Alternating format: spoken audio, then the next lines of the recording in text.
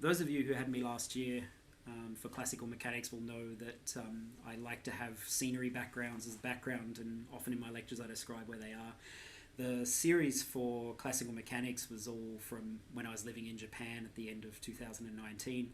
And I sort of ran out of photographs from Japan for this year, so I've decided that a change is as good as a holiday, and I'm going to use my last holiday, which was travelling around New South Wales after I taught classical mechanics. I basically rented a car for 3 weeks, and due to COVID lockdowns, can't go overseas, can't really go interstate either, so I basically just figured I'd explore New South Wales, get out of Sydney and see the countryside.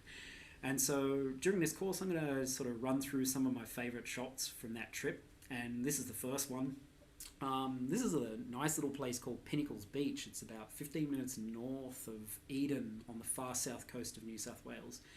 And it's a very sort of Grand Canyon looking structure made by essentially thousands of years of rain beating against a sort of coastal sandscape.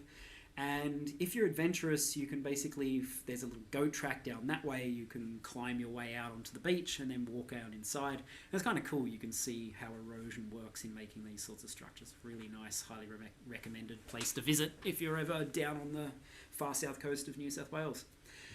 So this second half of the first lecture, I want to switch from the idea of measurement to the idea of logic. And largely this is because the two things are connected, and you can understand some of the features of quantum mechanics a bit better if you understand how measurement affects logic. For example, when you get to uncertainty principle, I'll talk about that a little bit later.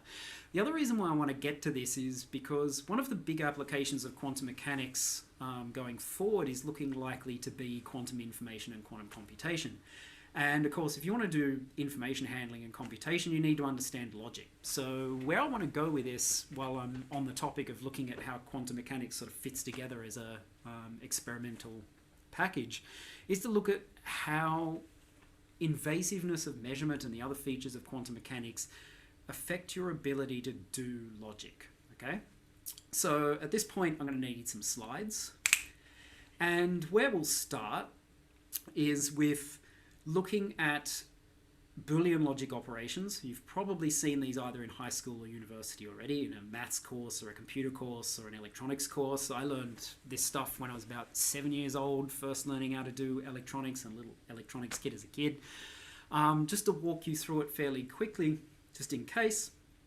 Basically what you're doing is you're taking inputs, making decisions, and building outputs. It's kind of the fundamental aspect of computation. You want to process information. And probably the three key ones that you first see are this thing called NOT. And NOT is really take a single input, make a decision, make it output. And it's really just whatever it is, do the opposite. It's sort of toddler logic. The two you next come up against are a little bit more complicated. One is called and the other one is called OR. And they're basically two input decision-making processes that generate a single output. OR is really a decision of if one of them is true or the other one is true, then it's true. And if they're both true, then even better. The AND is a bit more restricted. It's along the lines of if A is true and B is true, then the output is true. But if only one of them holds, then that's not quite good enough, and so we'll make the output false. Okay, so you can look at logic tables. You have inputs come in, zeros and ones, which is how you do information in computing. And so for an AND table, 0 and 0 is 0. 0 and either combination of 1 is 0. One of them is not enough. You need both of them to be 1 in order to get a 1. Okay, so that's the AND operation. And the OR operation is similar, except one of them is sufficient. So 0 and 0 is 0. 1 or 0 or 0 or 1 is 1. It's sufficient to meet the requirements of OR. And 1 and 1 is even better, so that's a 1 as well. Okay, so with that, I really want to focus on AND and OR. And I want to focus on AND and OR because, one, they're the two operations that change most significantly in terms of going from classical physics to quantum physics. The other is that most of computation can be built up by some combination of AND and OR type operations. And if they don't work very well, you're in a problem. Okay, so let's work our way through this. And start with classical logic. And so what I want to think about, and on the last slide I had an A and a B. I can make A and B any two propositions that I kind of want to test. And so let's consider the two propositions to be the z component of the spin is +1 as A, which is basically just saying the angular momentum points along the z-axis. Proposition B is the x component of the spin is +1. In other words, the angular momentum points along the x-axis. All right? Both of those as propositions are testable by measurement, right? I can have an object that's spinning. In classical physics, it would be a football spinning on its axis, and I can say which way is the angular momentum pointing. Is it pointing up? Is it pointing sideways? And I can test those things. And then I can make decisions based on that. I might say I know it's pointing up, I know it's not pointing to the right, or will be such and such, and will be another. Okay? To keep this simple, because classical logic is kind of simple, I'm going to do or, I'm going to let you do and you can play around with the classical version later because it's kind of simple. And then the quantum version I'll slow down a little bit because the logic gets funny. Okay, so let's do or. First thing we're going to test here is A or B, right? So ask the question of is the angular momentum pointing along Z or is it pointing along X? And so to keep this kind of simple as an argument here, so I don't have to drag it out forever, I'm just going to assume for convenience that we've initially prepared the football in such a way that either the angular momentum points along Z or it points along X, right? Because it will restrict our choices. You can play with other options later and convince yourself that everything's hunky-dory. So if we're going to do A or B, our first step is going to be measure A, right? So what we want to do is non-invasively measure whether the angular momentum is pointing in the Z direction. Let's assume that we've set this up so that state A is true. If we do that, we have a look at the football and we go, yes, the angular momentum is pointing along the Z direction, therefore A is true. And A or B automatically is then true because one of these is sufficient for the answer. Okay, so yeah, pretty simple. I set myself up something, I got something out. Let's imagine we now prepare it in state B. So what we actually have is the football pointing along the x-axis. We would go and we would measure A. So what we would do is ask the question, is the angular momentum pointing along the z-axis? And we would find, actually, no, it's not. It's pointing along the x-axis. So, or it might be pointing along the minus z-axis, doesn't matter. It's just not pointing along that direction, so it's not true. So then we would have to do another measurement, right? So then the second measurement may be, well, let's ask the question, is the angular momentum pointing along the x-axis? Of course, now it is, because we set it up like that, so that's true. So the fact that either A or true or B is true means that the whole thing is true, and it's fairly simple. The asking of those two questions is not the bit that's important here. The bit that's important here is that we could have asked those questions in either order without it making any difference, right? We could have asked if the angular momentum points along X before we ask if it points along Z, and we would get exactly the same answer in either case, whether it's pointing along X, pointing along Z or pointing along X, simply because asking that question of which way it's pointing doesn't change the direction that it's pointing, okay? And so whether we ask B or A or B, we get the same answer. And this is something that we refer to technically as commutativity, right? You'll be familiar with this from your maths courses. Basically, if you have two numbers, you get the same answer whether you multiply them either way around. So 2 times 3 is 6, 3 times 2 is 6. That's commutativity, okay? The same thing holds for logic operations in the sense that if you think about mathematics, you might have something in brackets multiplied by something multiplied by something. If you change the order of those two things, you get the same answer. That's commutativity. And you'll know that the multiplication order is the thing closest goes first and the thing furthest over goes second, right? So you can consider commutativity to be sort of order of applying operations to something, right? And here in this classical logic, it doesn't matter whether we ask the question B first or A first, we get the same answer, okay? I'll let you work out what happens with AND for yourself after we do the second example. Okay, so classical logic works perfectly fine in classical system, much as we expect. Now I want to slow down a little bit and look at what happens when we take this into the quantum mechanical case. So what we're going to do is we're going to start for convenience by assuming that we've prepared a spin where sigma z is 1. So basically spin is up, okay? And as you know from the first half of the lecture, we can basically prepare this by doing a measurement for spin up and the state comes out the other side, right? So this is something that in quantum mechanics we will call state preparation by measurement. So we've prepared this state. Then what we have to do is basically ask ourselves the question, is A true? Is B true? And then we can make a decision on whether the OR is true. Okay, so let's do OR first. So the first step here will be to ask ourselves the question about A. Is the spin up? And of course, we set the spin up, so the spin is up. And that means that A is true, and that means that the statement A or B is necessarily true, because the nature of OR means we only need one of them in order to have truth for the combined statement. Okay, so at first it'll seem like step 0 defeated the purpose, but let's just, for interest here, test what happens if we now ask about B. So if we ask about B, what we'll be doing is asking, is the spin along the x-axis? Is it pointing to the right? Since we're putting a spin in that's pointing up, we know from the first half of the lecture that we would either get 50% probability that it's pointing to the right or 50% probability that it's pointing to the left, right? If it's pointing to the right, then B is true. If it's pointing to the left, then A is true. It doesn't really matter which one happens because A was already true, which set the OR to true. So either way, the OR statement's true, okay? We can kind of get away with the problem we just had with X being two possible outcomes. The trouble comes here when you try to reverse the order of the measurement. So let's now assume that we're going to ask the question about B first. So we go back to our prepared state, the spin and pointing up. And we ask the question, is the spin pointing to the right or to the left? And of course, we know that 50% probability is going to point to the right, 50% of the probability is going to point to the left. So half the time we're going to already know that the OR statement is true because B is true, but half the time we're going to get that B is false and the OR is not proven yet. So what we would have to do is go to the second step. Of course, in the second step, we're asking, is the spin pointing up? But the measurement we just did made it point either to the right or to the left. So what we would get is up with 50% probability or down with 50% probability. Because of that first measurement. And so if we end up in the case where the spin is pointing to the right, then the OR is true, and it doesn't matter what happens with the other case. If we end up in the case where the spin is pointing to the left, then we depended on the second outcome of the measurement, but there's 50% probability it's up and the OR is true, or a 50% probability that it's pointing down and the OR is false. And so depending on how we do this measurement, whether we ask question B first or question A first, we actually get different answers, right?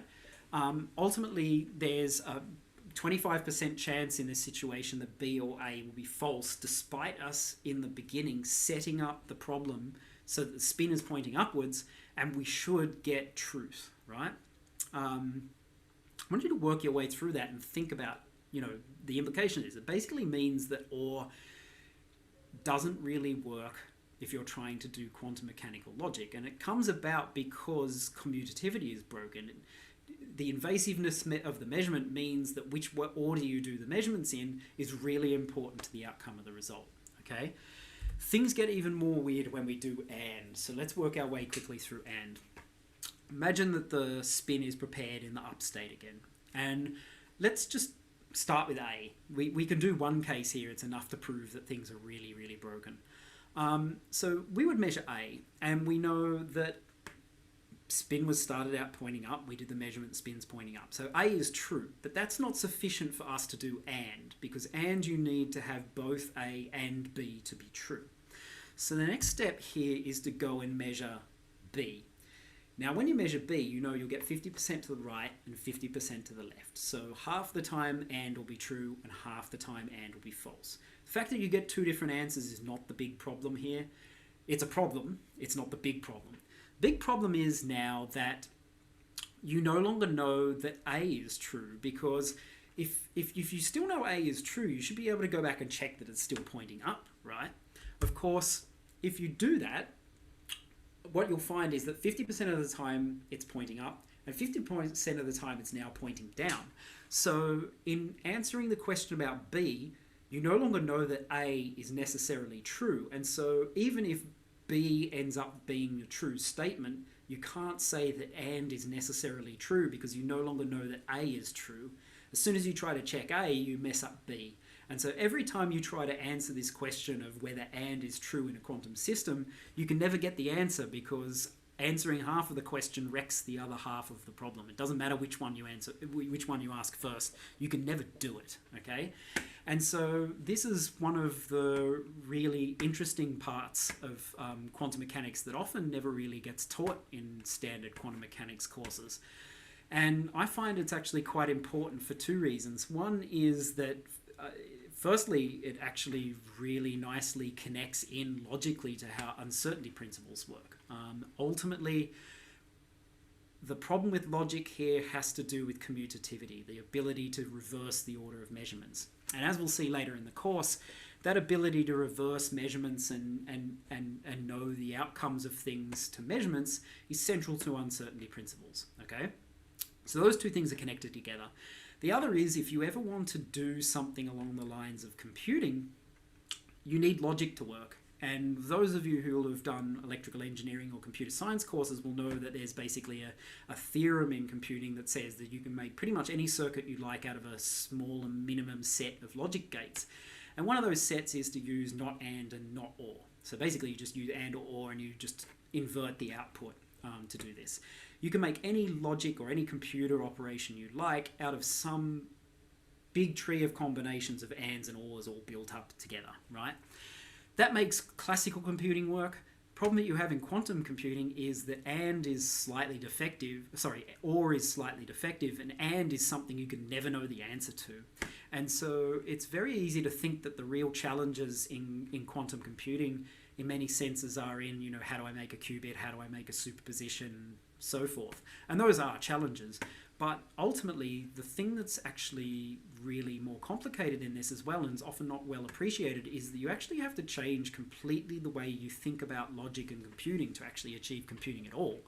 Because your normal ways of doing logic no longer work, okay? And so right at the end of this course, I'll give a optional non-examinable lecture on quantum, a little bit on quantum computing, and we'll talk a little bit about, you know, how we have to replace that kind of logic in order to achieve something with quantum computing. Okay, so two things I want to finish off with before I finish today's lecture. One is I want to present to you with something to think about as you go further through the course. And this one is one you might want to think about a little bit here. Don't spend hours on it, but you want to come back to it periodically through the course. As we get further along, what we're going to do is basically show that the mathematical framework we build here, we can apply to a particle along a line with some position x and p.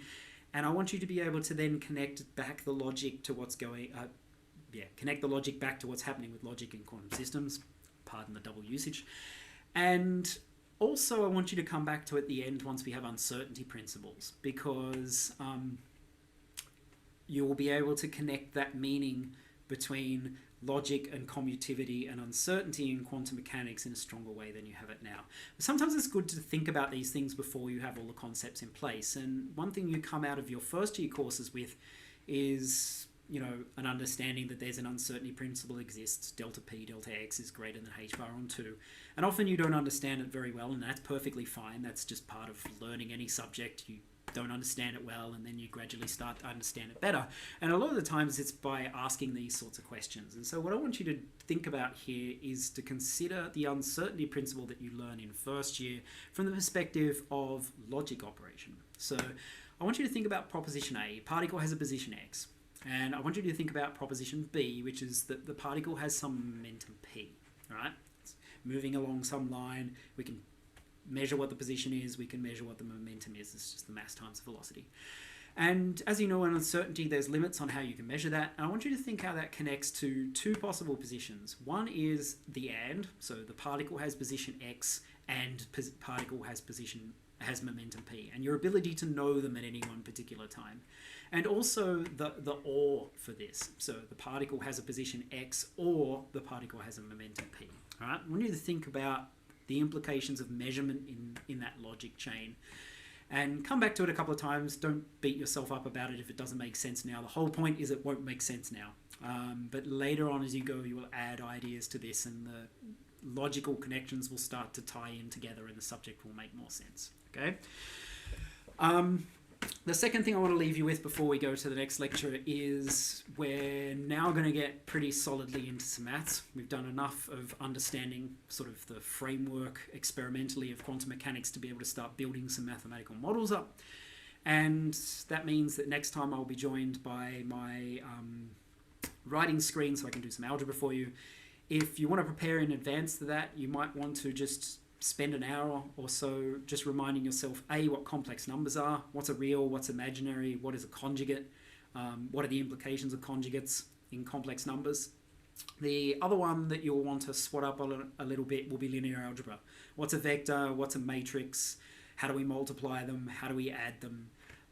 I'll slowly go over these things as we go through the course, but being aware of them coming in is really, really handy because it'll save you time later on. Okay, so I'll finish there for today, and next time we'll get stuck into some maths. See you then.